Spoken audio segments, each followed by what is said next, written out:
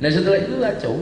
Nah yang satu terbelah, yang satu pro Sayyidina Ali, yang satu pro kekuatan politik di luar Sayyidina Ali.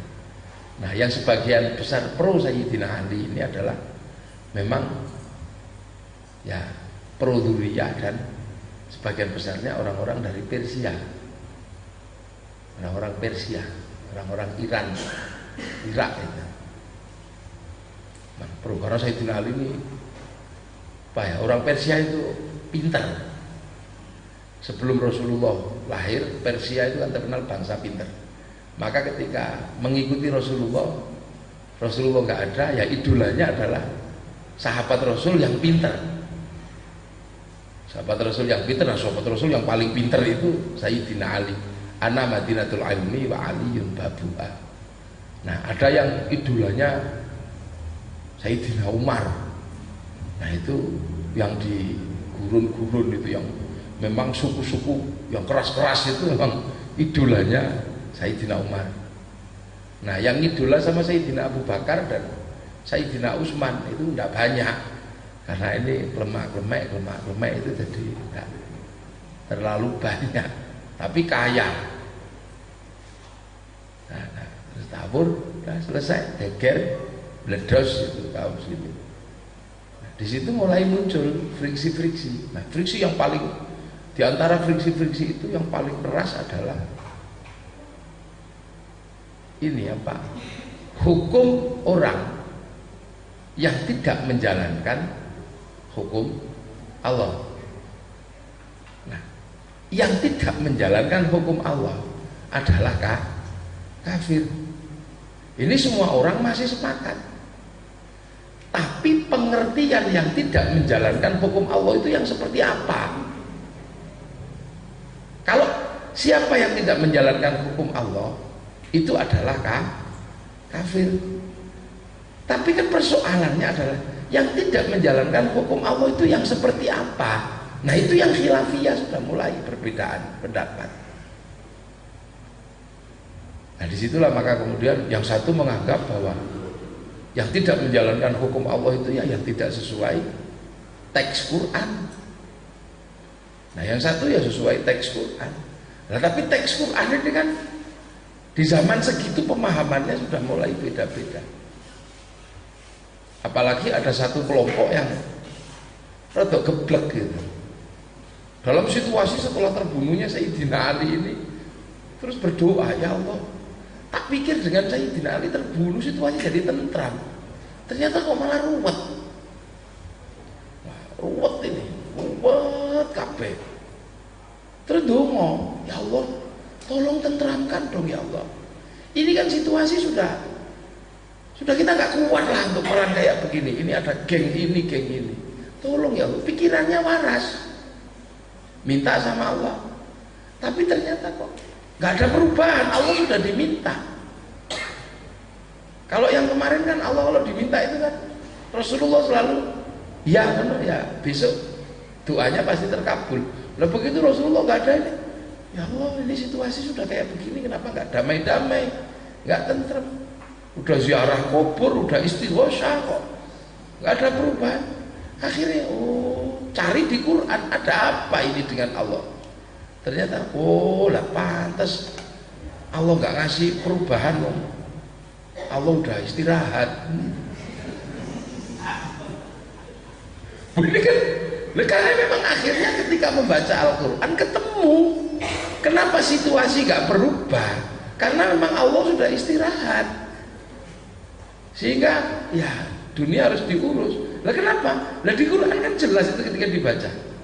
Khalaqas samawati wal arda fi sittati ayyamin tsumma stawa 'alal arsy. Jadi setelah menciptakan bumi dan isinya ini selama 6 hari, Allah itu libur. Itu. Nah orang judek ini ketika baca ayat itu berarti Allah libur. Nah kebetulan yang baca ini rombongannya Gilan Ad-Dimashqi Ma'bad Al-Juhaini. Wah karena udah libur ya sudahlah. Mari kita urus dunia dengan cara kita. Dengan apa? Ya dengan akal saja lah. Ngapain juga wong Gusti Allah libur. Nah lahirlah yang namanya Iya. Nah yang satu, ya nggak bisa gitu dong. Ini Tuhan nggak libur. Memang ini ketentuan Tuhan situasi ini. Rombongannya Jaham bin Sofwan bikin Jabariyah karena ketemu ayat Innallaha ala kulli syai'in qadir wa ma ramaita id ramaita walakinallaha rama. Akhirnya lahir adanya Jabariyah. Nah, ternyata dua kelompok ini akhirnya kelahi duluan. Kamu nggak patuh, ya berarti kamu harus tak selesaikan karena takdir saya menyelesaikan kamu. Nah yang satu, ya nggak bisa dong. Saya juga takdirnya bales, ya nggak ada selesainya. Nah, setelah itu, ya sudah deh kalau dengan akal ini yang satu mengatakan bisa dengan akal, yang satu enggak. Nah sampai suatu ketika ini ada yang mulai berpikir tentang akal ini tidak bisa. Nah terus apa? Ya yang bisa tetap Quran, karena akalmu itu kan kemarin berpikir seperti itu sumbernya dari Quran. Ya udah deh, kita kembali lagi kepada Quran.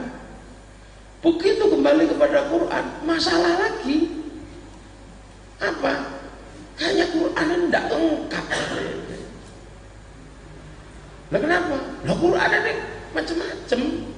Yang satu baca khalaqas samawati wal ardi fi sittati ayamin, yang satu baca idza arada syai'an ayyaqula lahu kun fayakun. Yang satu baca innallaha ala kulli syai'in qadir, yang satu baca innallaha la yughayyiru ma biqaumin hatta yughayyiru ma bi anfusihim. Yang baca la yamassu ilal mutahharun, yang satu baca la yamassu ilat tahirun. Yang satu baca la taqrabuna hatta yadhurna, yang satu baca la taqrabuna hatta yatahharun. Ayo ora ana ta. Rawit putih. Sampai akhirnya, nah kalau gitu terus dengan ini gimana caranya? Kalau dengan akal juga nggak bisa. Yang satu, nah yang satu bisa dengan akal, kamu akan ketemu baik. Lah Qurannya ntar dulu deh, Quran daripada kita pusing. Nah gimana? Nah karena Quran ini sebenarnya adalah yang nggak asli di sini nih. Yang asli itu di sana, itu yang qadim. Ini kudus. Ini makhluk ini yang di sana itu yang asli itu, yang bila sautin wala harfin itu. Yang di sini ini yang ya udah gak asli banget lah gitu. Nah itu maka kemudian muncul yang disebut Mu'tazilah itu, yang digawangi oleh Wasil bin Atha. Setelah itu sampai terjadi perdebatan yang sangat terkenal. Apa? Nah nasib orang kalau akalnya nggak sanggup gimana? Ya kalau akalnya sanggup dan ketemu kebaikan ya surga. Nah kalau enggak, ya neraka. Nah kalau yang 50-50, kadang akalnya nyampe, kadang enggak. Oh ya itu nggak di surga, nggak di neraka. Nah di mana? Ya transit dulu di antara surga dan neraka. Maka kemudian muncul istilah al-manzilah bainal manzilatain. Nah terus kalau yang ya benar itu, kalau baik surga, jelek neraka lah. Kalau 50-50 diantaranya. Nah kalau anak bayi kemana? Kayaknya bayi ini belum punya baik, juga belum punya buruk. Oh ya punya. Wong kullu mauludin yuladu alal fitrah. Nah fitrah itu kullu mauludin yuladu alal fitrah adalah tafsir hadis untuk menafsiri Al-Quran. Apa? Ketika Allah bertanya, alastu bi rabbikum? Qalu bala syahidna. Nah ini makanya fitrah ini yang membuat dia bisa masuk surga. Nah kalau dia belum punya amal, lah surganya gimana? Ya surganya jelek, gak bagus. Ya enggak, amalnya gak ada. Nah kalau lama-lama anak bayi ini protes, ya Allah kok surgaku jelek? Ya kan kamu gak punya amal baik, masa dikasih surga baik? Ya salahnya nggak dibikin besar. Loh enggak, karena kamu kalau besar takdirnya kafir. Oh ya makasih ya Allah, daripada gedenya kafir. Nah yang satu kemudian lama-lama, oh ini pikiran orang nggak ketemu sama Allah. Ini terkait dengan ka'ana kata roh masih. Jadi nggak ketemu sama Allahnya itu, nggak ketemu. Kalau Rasul kan pusing-pusing diangkat ke langit, kita kasih tahu. Ini kaum muslimin terkait dengan ini pola pikirnya. Nah kalau yang kafir tahu, terus protes, ya Allah, teganian engkau ya Allah. Lah kenapa? Itu waktu kecil dibikin mati karena gedenya kafir sehingga masuk surga walaupun jelek. Lah kamu kan tahu ya Allah, engkau tahu aku gedenya kafir, kenapa gak dimatikan kecil kayak dia biar gedenya gak kafir? Nah gak ada jawaban. Akhirnya terus bundet itu. Nah disitulah kemudian Mu'tazilah ini mulai tidak laku. Nah ketika tidak laku ditinggal. Nah di sini kemudian terjadi di kalangan kaum muslimin terjadi friksi. Oh iya, ini kabeh karena politik. Semuanya ini kan karena politik. Maka udah deh nggak usah nempel politik. Nah karena nggak usah nempel politik, nah ya sudah. Akhirnya politik ditinggalkan oleh termasuk Syekh Hasan Basri, termasuk Syekh Sufyan Tsauri, termasuk Abu Hasan Al-Asy'ari.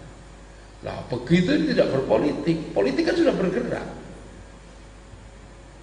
Akhirnya karena ditinggalkan oleh kelompok-kelompok ini yang disebut Sunni ini, ya Mu'tazilah masuk ke politik. Muridnya Wasil bin Atta namanya Al-Jubai masuk ke dalam pemerintahannya Al-Ma'mun. Nah ketika masuk pemerintahannya Al-Ma'mun, lah itu orang Sunni dikebuki. Terjadi peristiwa yang namanya peristiwa Mikhnah, pembantaian orang Sunni yang dilakukan oleh orang Mu'tazilah. Akhirnya sadar, oh ternyata politik kalau ditinggal kita yang dikebuki. Akhirnya Abu Hasan Al-Asy'ari mau masuk lagi ke politik, lama prosesnya, gagal. Didik namanya adiknya Al-Ma'mun itu Al-Wasik, gagal. Mu'tasim gagal, di Mutawakil berhasil. Kenapa? Itu pun setelah setelah Sunni, Abu Hasan Al-Asy'ari bikin pemikiran besar untuk menghubungkan kembali manusia dengan Allah yang sudah ditinggalkan. Karena Allah menjadi sulit, karena disifati juga enggak. Allah cuma yang bisa paham cuma orang pintar, yang orang bodoh enggak paham. Maka kemudian Abu Hasan Al-Asy'ari bikin konsolidasi sosial dengan pemikiran baru yang lebih mudah dipahami, nulis kitab Al-Ibana an Ushulid Diyanah. Nah kitab Al-Ibana an Ushulid Diyanah itu membahas sifat-sifat Allah. Nah ketika sifat-sifat Allah dibahas, orang kecil paham kembali, sehingga kemudian masyarakat paham tentang Allah. Dari situlah kedudukan Abu Hasan Al-Asy'ari bisa masuk lagi ke politik karena konsolidasinya banyak, sehingga kemudian penguasa Mu'tazilah bisa dijatuhkan. Nah kemudian Sunni berkuasa di situ. Nah itulah makanya Nahdlatul Ulama yang mengikuti Abu Hasan Al-Asy'ari tidak pernah alergi dengan politik, karena sejarahnya pernah terjadi bahwa politik kalau ditinggal itu kebuki. Makanya Nahdlatul Ulama, politik udah biasa aja, itu tidak pernah ini. Dan naiknya Sunni Asy'ariyah karena melakukan konsolidasi dengan pemahaman yang bisa dipahami oleh orang bawah. Nah ketika sekarang Allah juga semakin sulit dipahami, ya toh? Ini yang berkembang ini kan Allah menjadi sulit dipahami. Karena nek ngene kafir, ini musyrik. Nah, sehingga kemudian NU ini menanamkan kembali pemahaman Islam yang lebih mudah dipahami oleh masyarakat. Kalau dulu Abu Hasan Al-Asy'ari bikin kerangka besar Al-Ibana an Ushulid Diyanah, nah sekarang Nahdlatul Ulama untuk membuat Islam menjadi lebih mudah dipahami dengan konsep Islam Nusantara, sama kedudukannya sebenarnya.